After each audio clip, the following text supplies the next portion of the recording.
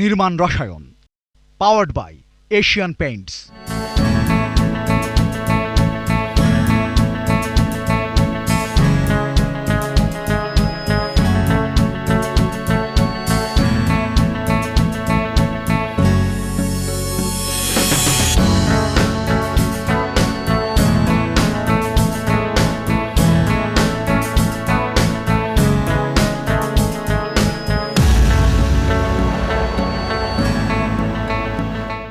প্রিয় দর্শক, স্বাগত জানাচ্ছি নির্মাণ রসায়ন অনুষ্ঠানে পাওয়ার্ড বাই এশিয়ান পেইন্টস।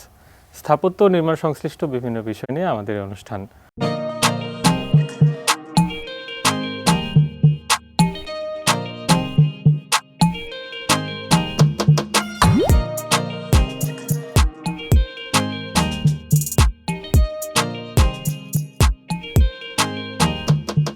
প্রতিটি মানুষেরই স্বপ্ন থাকে ছায়া সুনিবিড় ও সবুজে ঘেরা একটি বাড়ির।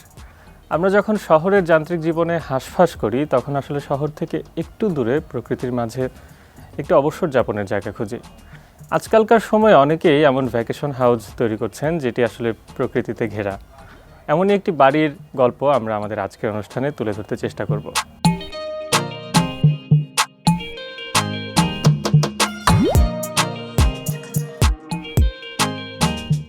নারায়ণগঞ্জের রূপগঞ্জে 15 কাঠা একটি জমির উপরে চমৎকার বাড়িটি নির্মিত হয়েছে। প্রিয় দর্শক, স্বাগত জানাচ্ছি নির্মাণ রসায়ন অনুষ্ঠানে পাওয়ার্ড বাই এশিয়ান পেইন্টস। যে বাড়িটি নিয়ে কথা বলছি সেই বাড়ির পেছনের কারিগর স্থপতি ধ্রুব অন্তর, যিনি স্থাপত্য পরামর্শ প্রতিষ্ঠান ওয়ান্ডার ওয়ার্কসের কর্ণধার। তিনি আমাদের আজকের অতিথি। ভাইয়া, স্বাগত আপনাকে। ধন্যবাদ তাওসিফ। প্রথমে আপনার কাছ থেকে এই বাড়ি তৈরির পেছনের গল্পটা জানবো এবং এর বিশেষত্বগুলো নিয়ে যদি কথা বলতেন। বাড়িটার বিশেষত্ব বলতে আমার কাছে যেটা প্রধান বিশেষত্ব মনে হয়, যেটার একটা টাইমলেস নেচার আছে। হ্যাঁ, এটা আসলে কখন বানানো, কোন সময় বানানো, এটা আসলে ঠিক মতন বোঝা যায় না। আর এটা এর আশেপাশের সাইট এবং সারাউন্ডিং যেখানে এই স্ট্রাকচারটা তৈরি হয়েছে, ওটার সাথে ওর আসলে খুব নিবিড় রিলেশনশিপ। যারা এই বাড়ির ওনার বা ব্যবহার করছে, যারা ইউজার্স, তাদের আসলে একটা জীবনযাপনের, তাদের স্টোরিগুলা তৈরি হওয়ার জন্য স্পেসগুলা ক্রিয়েট করছে। সো এইটার সাথে এবং নেচারের সাথে খুব আসলে ওতপ্রোতভাবে ব্লেন্ডেড একটা রিলেশনশিপ আসলে তৈরি করার চেষ্টা করা। সাইটটা টপোগ্রাফি একটু টিলা টাইপের একটু জায়গা। ইন্টারেস্টিং ব্যাপার হচ্ছে, আমি যখন ফার্স্ট গেলাম দেখলাম যে পাশে প্লট না, এটা আসলে জমি, গ্রামের মধ্যেই।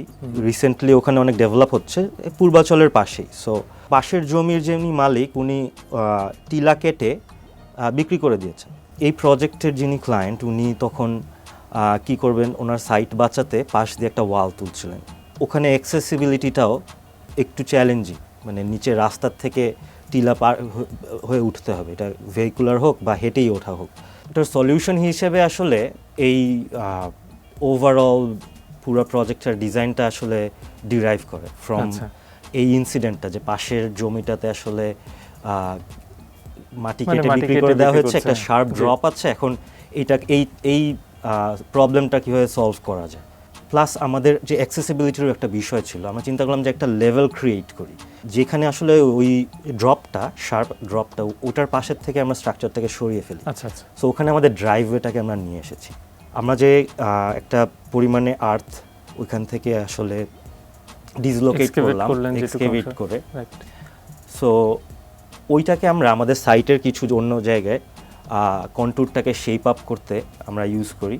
আবার আমাদের যে রাস্তাটা ছিল ওইটাকেও সমান করে, রাস্তাটার অবস্থা ভালো ছিল না, ওইটাকে আমরা ঠিকঠাক করি ওইটা দিয়ে। ওইখান থেকে আমাদের একটা নতুন লেভেল তৈরি হয়, যেটা আসলে আমাদের বাড়ির যে প্যাভিলিয়ন স্ট্রাকচারটা, ওই প্যাভিলিয়ন স্ট্রাকচারটার লেভেল।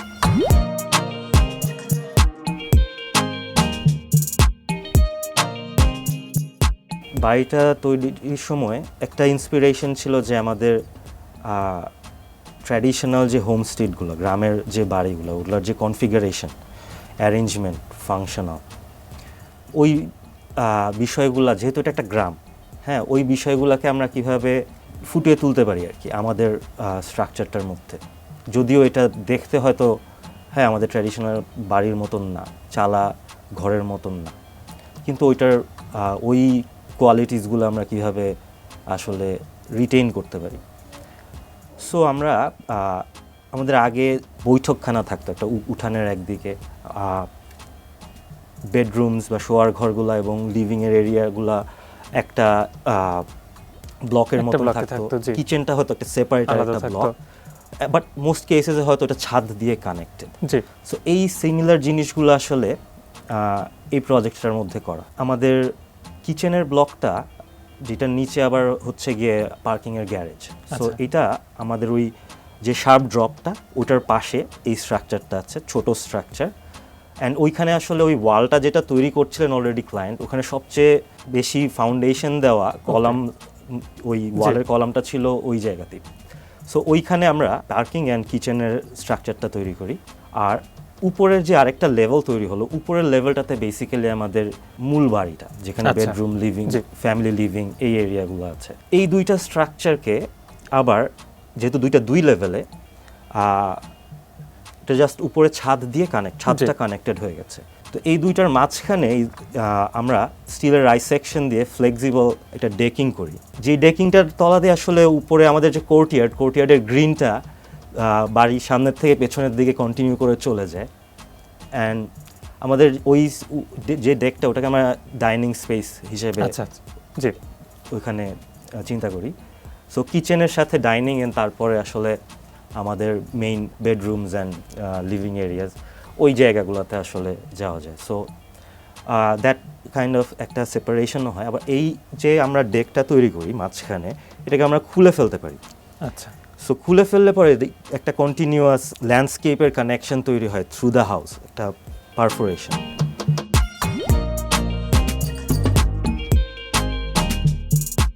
বাড়িটা আমরা উত্তর দক্ষিণে কোনো ওয়ালই রাখিনি, প্রায় কিছু ছোট জায়গায় টয়লেটের জন্য বা বিভিন্ন জায়গায় ছোট ওয়াল আছে, বাট সব ওয়াল হচ্ছে গিয়ে পূর্ব পশ্চিমে, just solid load bearing walls. আমাদের স্ট্রাকচারটাও লোড বিয়ারিং স্ট্রাকচার। আমাদের একটা গাইডিং ফ্যাক্টর ছিল এই প্রজেক্টের ভ্যালু ইঞ্জিনিয়ারিং, কারণ ওখানে আসলে একটা সেকেন্ড হোম বা ভ্যাকেশন হাউস করার জন্য ক্লায়েন্টের বাজেট আসলে অত বেশি ছিল। সো ওইখান থেকে আমাদের আসলে অনেক ম্যাটেরিয়ালের চয়েসেস, হ্যাঁ, অনেক কিছুই আমরা ওখান থেকে গাইডেড হয়েছে, মানে একেবারে প্র্যাকটিক্যাল রিকোয়ারমেন্ট অনুযায়ী একদম খুবই প্র্যাকটিক্যাল এবং খুব রেস্ট্রেইনড আমরা এটাতে প্র্যাকটিস করতে চেষ্টা করেছি আর কি, যে যেটা দরকার নেই ওটা করব না। হ্যাঁ, অল্প দিয়ে মানে যেটা দিয়ে আমাদের স্পেসগুলো ক্রিয়েট করা, আমাদের স্পেস ক্রিয়েট করায় আমাদের আশেপাশে যে প্রকৃতি আছে, সবুজ লাশ গ্রিন আছে, ওইটাকে বিভিন্ন জায়গার থেকে বিভিন্নভাবে, কখনো কাছে, কখনো একটু উপর থেকে, কখনো হ্যাঁ একদম ভেতরে যে এক্সপেরিয়েন্স করার বিষয়টা, এইটাকে আমরা কিভাবে এনহ্যান্স করতে পারি।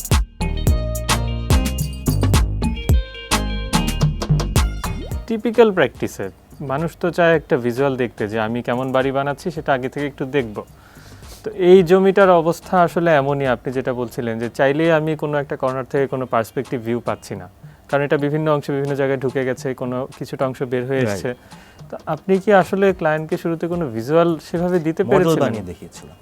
ওকে, সো মডেল বানিয়ে দেখিয়েছে, দেখে একটা ওই 3 ডিমেনশনাল পারসেপশনটা তৈরি হয়েছিল। কারণ স্কেচ আমি করছি, কিন্তু ওটা কিন্তু আসলে ক্লায়েন্ট সেভাবে পারসিভ করতে পারছে না।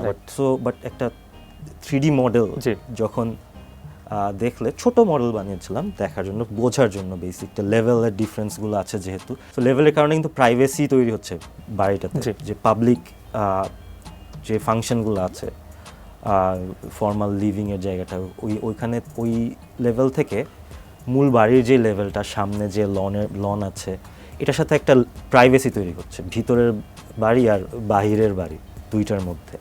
বাট কোনো ওয়াল দিয়ে আসলে বা আমরা কোনো এনক্লোজার তৈরি করে ওই প্রাইভেসিটা তৈরি করছি না, জাস্ট লেভেল ভ্যারিয়েশনটাকে কাজে লাগিয়ে আমরা ওই সেন্স অফ প্রাইভেসিটা তৈরি করছি এখানে।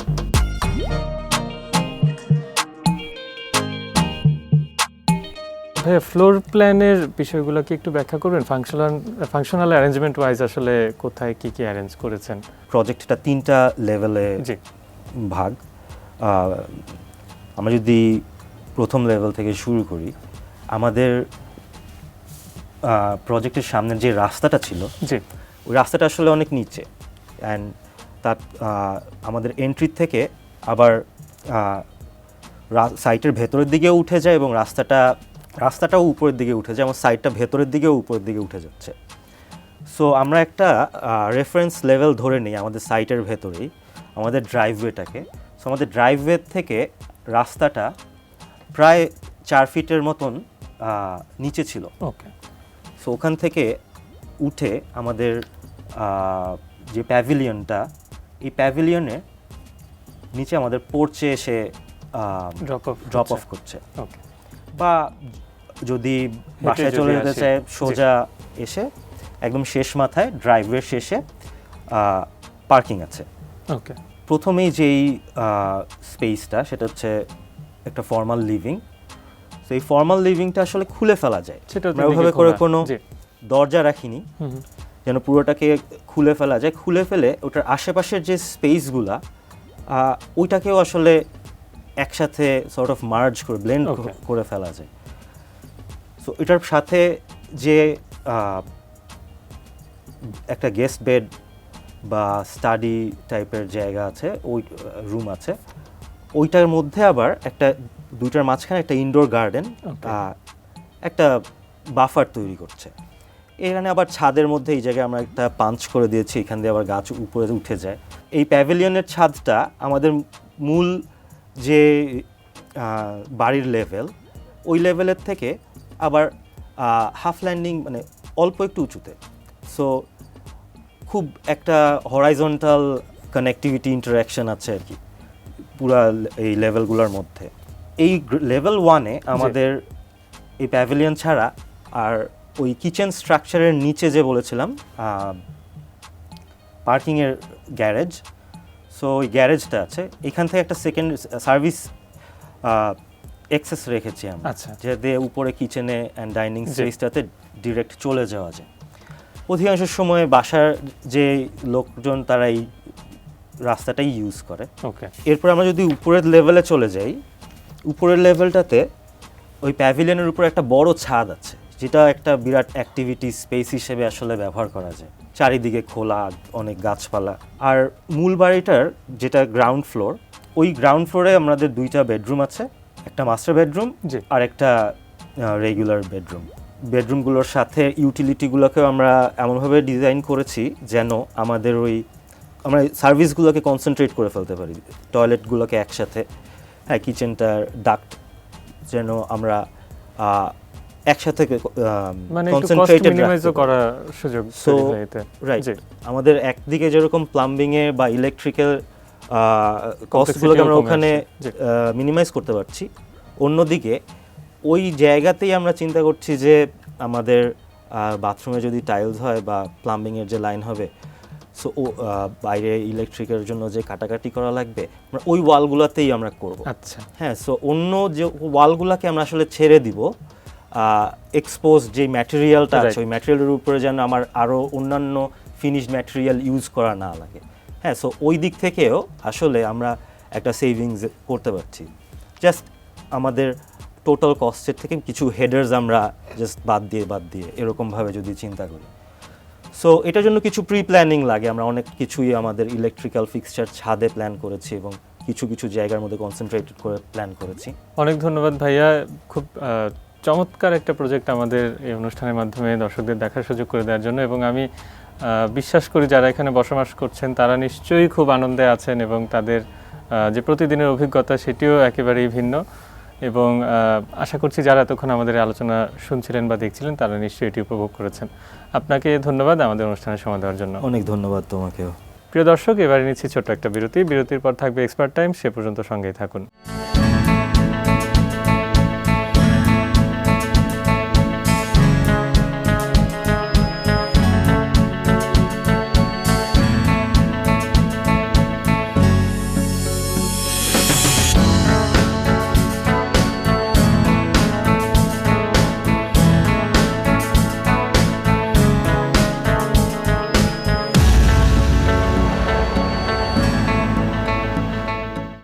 Powered by Asian Paints.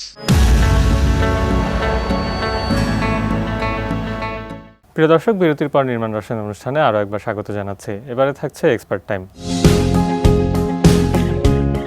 সবাইকে স্বাগত জানাচ্ছি আজকের এশিয়ান পেইন্টস এক্সপার্ট টাইমে। আজকে আমাদের সাথে গেস্ট হিসেবে আছেন আর্কিটেক্ট দেওয়ান আরিফ। স্যার আসসালামু আলাইকুম। ওয়ালাইকুম আসসালাম, কেমন আছেন? স্যার বেশ ভালো আছে, আপনি ভালো আছেন জি, নিশ্চয়ই? ভালো।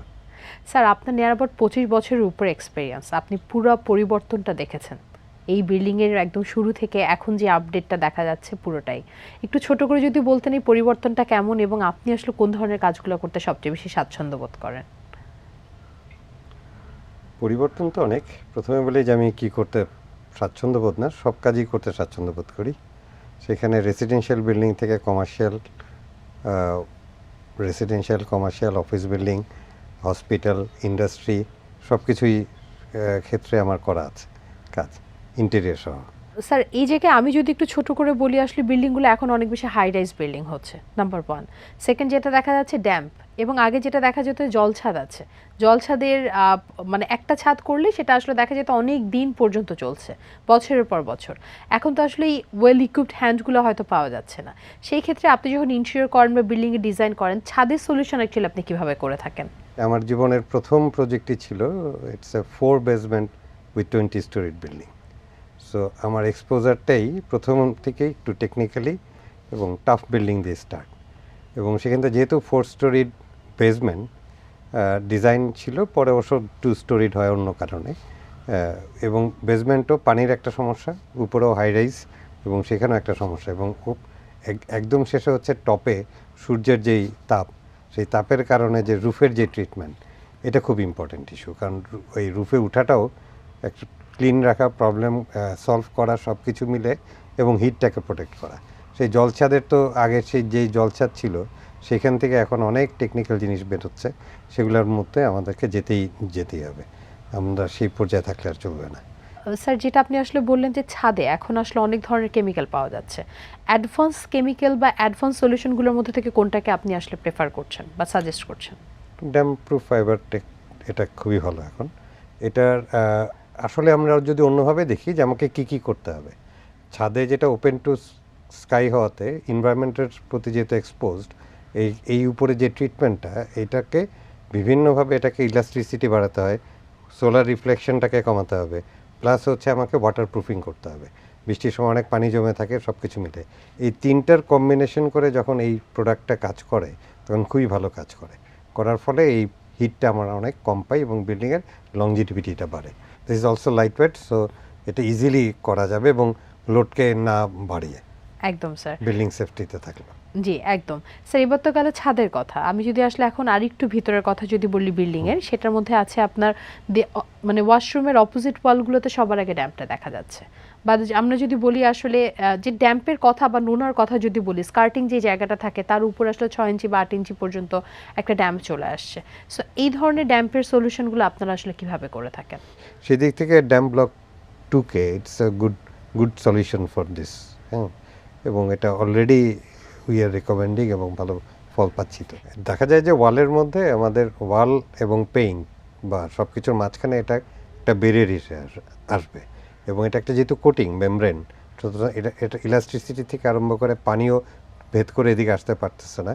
সুতরাং সেই দিক থেকে আমাদের ড্যাম্প আর বেরোনোর অপশন নেই। ড্যাম্প অথবা পানি, অনেক সময় জাস্ট ওয়েটনেসটাও আসে, ওয়েটনেসটাও প্রোটেকশন হয়ে যাবে। বুঝতে পেরেছি। এবং এই সবগুলো প্রোডাক্টে কিন্তু বলতে আমার বেশ ভালো লাগে, সেটা হচ্ছে আসলে সবই আসলে ওয়ারেন্টি প্রোডাক্ট, মানে ইউজ করার পরে কোম্পানি থেকে একটা ওয়ারেন্টি পাওয়া যাচ্ছে। সে তো উপরি পাওয়া অবশ্যই, এবং প্রোডাক্ট যদি কাজ না করে পরে তো এটা টিকবে না, এবং it's a good thing. Of course the good material warranty থাকবে, এবং সেই ওয়ারেন্টি ওয়াইজই এটা চলবে এবং এটা ভালো কাজই দেখা যায় হচ্ছে। স্যার এই তো গেল আসলে ড্যাম্প নিয়ে কথা বললাম, এর বাইরে যদি আসলে বলি এই যে আমরা এতগুলো প্রোডাক্ট আনি, প্রোডাক্ট কিন্তু অনেক ক্ষেত্রে আমি যদি পেইন্টের কথাও বলি বা এই যে কেমিক্যালের কথা বলি, এগুলো অনেকটুকুই কিন্তু ফেল করে আসলে অ্যাপ্লিকেশন প্রসেসের কারণে। ডেফিনেটলি এটা আমরা সবসময় আমরা জাস্ট একজন মিস্ত্রিদের দিয়ে করে ফেলি, অথবা লেমন দিয়ে কাজ করে, এবং যে ঘষতেছে মানে surface preparation to the final coating, যেই রঙই দেই না কেন, যদি ওর বেস কোট না ঠিক থাকে তাহলে কিন্তু ওই রঙ তার আসল রূপ দিবে না এবং সেটা টিকবেও না। এবং অনেক জায়গায় আমরা দেখি রঙ উঠে আসে, জলটা ধরে পড়ে যায়। এটার বিভিন্ন একটাই কারণ, অ্যাপ্লিকেশন প্রসেস। এবং অ্যাপ্লিকেশন প্রসেসটা যদি একজন এক্সপার্ট দ্বারা না হয়, অবজার্ভ না হয়, এবং বুঝে এবং ট্রেন্ড যদি মেসনরা কাজ না করে তাহলে এটা প্রবলেম হয় এবং এই জন্য পুরো কাজটা একজন রেকগনাইজড কন্ট্রাক্টর দিয়ে করা উচিত। সেদিক থেকে এশিয়ান পেইন্টের যেটা আছে এবং ওনার নিচে যেটা এসপিএস যেটা এইটার মাধ্যমে যেহেতু করা হচ্ছে এটা খুবই ভালো। এটা and product will be better, client will be happy for the ফিউচারে। দেখা যাবে যে তার রংটা, টাকা কিন্তু সবাই ব্যয় করতেছে কিন্তু আলটিমেটলি টাকাটা সঠিকভাবে ব্যয় হচ্ছে কিনা এটা একটু দরকার। সেদিক থেকে এটা একটা ভালো কাজ হচ্ছে। স্যার আপনাকে অসংখ্য ধন্যবাদ আপনার এই ব্যস্ততার মধ্যে থেকে আমাদেরকে সময় দেওয়ার জন্য। ধন্যবাদ আপনাকেও এবং এশিয়ান পেইন্টকেও, এটিএন নিউজকে ধন্যবাদ। দর্শক, আজকে আমরা অনেক ডিটেল ডিসকাশন করলাম দেওয়ান শামসুল আরিফ স্যারের সাথে, যেখানে আসলে আমরা বাসার damp as well as painting সলিউশনের জন্য safe is a painting can be one of the best solution এটা সম্বন্ধে জানতে পারলাম। আশা রাখছি এটা আপনাদের ডিসিশন মেকিংয়ে হেল্প করবে। আগামী পর্বে আবার দেখা হবে এই প্রত্যাশা। আজকে এই পর্যন্তই।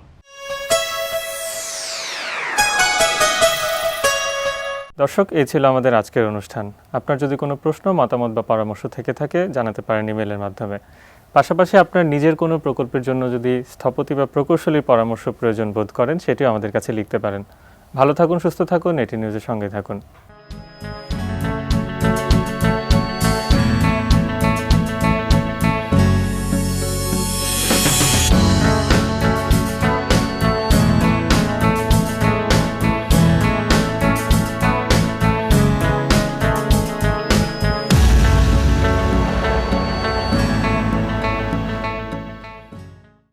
Powered by Asian Paints.